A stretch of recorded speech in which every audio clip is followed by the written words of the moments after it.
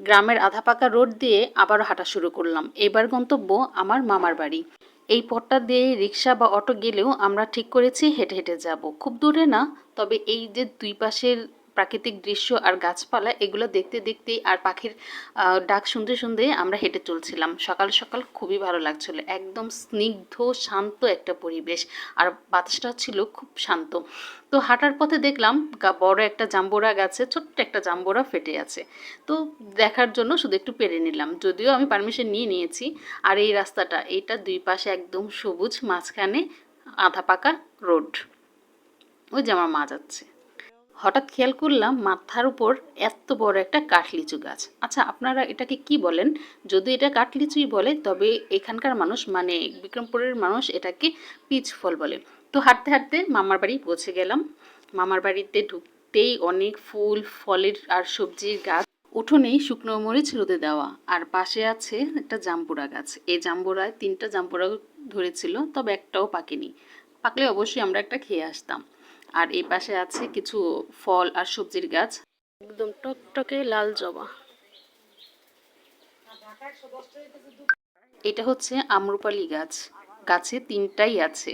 হাস্যকর ব্যাপার হলেও মামার জাম্বুরা গাছে 3টা জাম্বুরা আর আম গাছে 3টাই আম হয়েছিল। এবছর নাকি কমই হচ্ছে। আর পাশে আছে পেয়ারা গাছ।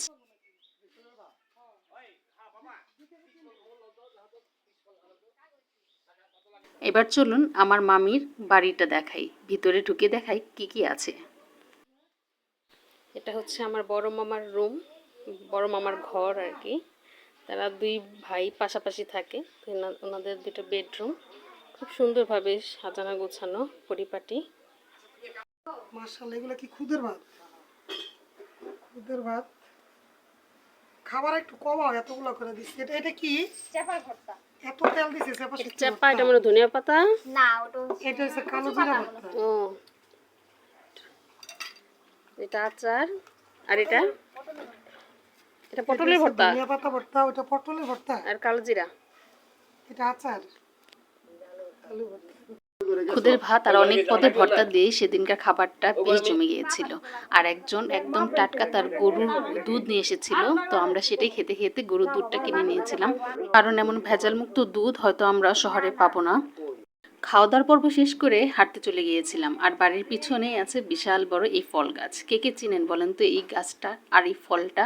খেতে কিন্তু দারুণ লাগে।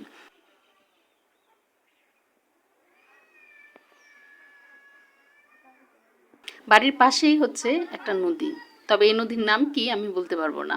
বিশাল বড় নদী, আর নদীতে সবাই গোসল করা যায়। করি আমরা। খাই খাই কেমন? আমি কিন্তু সাঁতার পারি না। তাহলে মামারে নিয়ে আসি। নদীতে গোসল করার খুব ইচ্ছা থাকলেও সেদিন আর গোসল করা হয়নি, কারণ আমি সাঁতার পারি না।